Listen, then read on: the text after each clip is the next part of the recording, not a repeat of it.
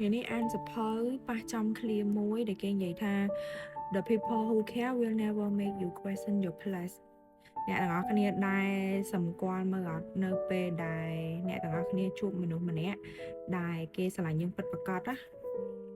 យើងអត់ដែលទាមទារប៉ុន្តែគេតែងតែផ្ដល់ឲ្យមិនថារឿងទូចរឿងធំហើយពេលនៅចិត្តគេគឺគេអត់ដែលមានឲ្យយើងមានអារម្មណ៍ថាយើង feel small ទេហើយមិនបាច់អត់ដែលមានអារម្មណ៍ថា question ខ្លួនឯងថាអញ្ចឹងគេស្រឡាញ់យើងអត់គេទុកយើងសំខាន់អត់ទេជាពិសេសពេលវេលាសំខាន់ណាស់អ្នកគ្នាតែសំខាន់លើម្នាក់ហ្នឹងគឺគេពេញចិត្តក្នុងការឲ្យយើងអត់នៅពេលដែលយើងជួបមនុស្សម្នាក់ដែលគេទុកយើងសំខាន់ណាទោះគេរវល់យ៉ាងណាក៏ដោយក៏គេឆ្លៀតហូបពេលបន្តិចក៏ដោយមិនថា5នាទីឬ10នាទីមកជួបយើងឯងគឺគេឆ្លៀត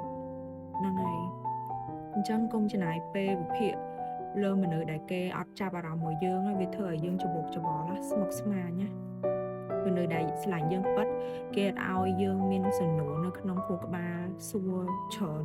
គិតច្រើនទេមានតែគេធ្វើឲ្យអារម្មណ៍យើងនឹងសេចក្ជួឲ្យយើងគិតថាអញ្ចឹងយើងគឺគ្រប់គ្រាន់សម្រាប់គេ